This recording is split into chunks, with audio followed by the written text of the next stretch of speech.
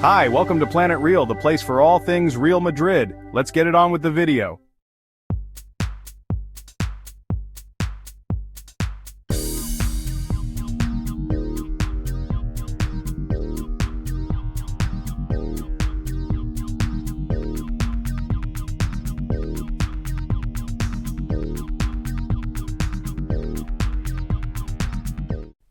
It's been a while since we last posted, but we are always following the club day to day. Life has been busy, but we are working on ways to retake this means of information and expression. I think this moment of the club calls for some opinions and impressions about the way things are going right now. Real Madrid hasn't had an easy season so far. We have had to face the adaptation time for Kylian Mbappe, several injuries especially in the defense zone with even long-term casualties like those of Carvajal and Militao, which has forced us to reposition players like Tchouaméni, who has been doing what he can. In that regard at least, we have the good news of having found a world-class central defender like Raúl Asensio, who has been probably the nicest surprise of the season so far. What a great player he is turning out to be. His fearless attitude is something the team really needs right now. We have also faced some painful defeats against AC Milan, Liverpool, and twice against FC Barcelona. However, we have remained fairly competitive and managed to take out Manchester City from the Champions League playoff with clear authority and advance to the round of 16, where we are going to face Atletico de Madrid this Tuesday at Santiago Bernabéu for the first leg of the round. Nonetheless, the season remains irregular. A few great matches are followed by ridiculous performances like the one we had last Saturday against Real Betis. Real Madrid played magnificently for 20 minutes and then went missing for the rest of the match, which resulted in a Betis 2 Real Madrid 1 defeat that has put us in third place in the race for La Liga.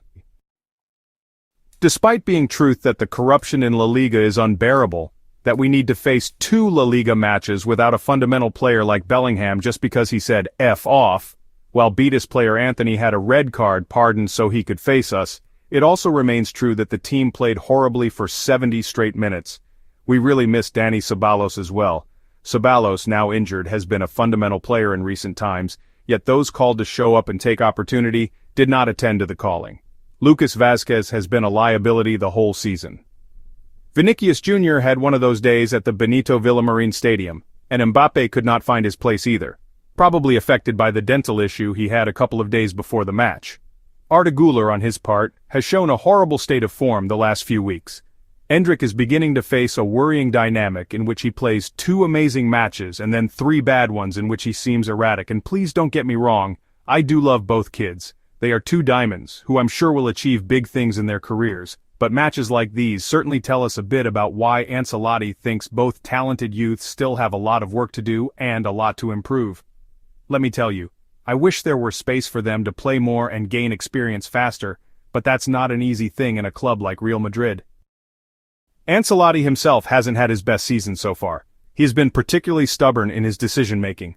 With all the respect, admiration, and love he deserves as the coach with the most titles in Real Madrid's history, and probably one of the 3 greatest coaches ever, he has titles and trophies that certify him as such. He, as well as the rest of the team, needs to find his best version and deliver the level that the club deserves if we want to take this season to a good term. Let's hope the team changes the mind chip for the Champions League match this Tuesday, and that we get to see the team putting Simeone's team in its place. As for La Liga, I think we should keep trying, although it seems the mobster named Medina Cantalejo will do his best from the referee's technical committee to help the Negreira boys clinch yet another dirty title. As has been the norm in the past decades, also expect to continue seeing the hate campaign against Real Madrid, orchestrated by La Liga's president Javier Tebas, taking place and evolving to new levels of absurdity in which a club like Real Madrid, just for publishing a letter complaining about a referee not acting on a criminal and potentially career-ending tackle against a world champion like Kylian Mbappe, will be sanctioned before Barcelona, a club that has an open judiciary process in which a judge and the Spanish police have determined that there's enough evidence proving that for almost 2 decades they paid millions of euros to the vice president of the referee's technical committee to affect the competition in their favor. It's the world upside down, yes, but it's the world we live in. Despite all this, remember that if you are a Madridista, you are on the right side of history, and the cheaters and haters only have their low instincts and emotions to show off. They are only mad because after all these years of cheating and trafficking influences, they only have managed to become smaller than Real Madrid. While they cheat and lie, we have won 6 Champions Leagues in 10 years, and we remain the most solid and admired sports club of the planet, something they will never be. I'll leave it there for today. Thank you for watching. Like and subscribe, and Ala Madrid!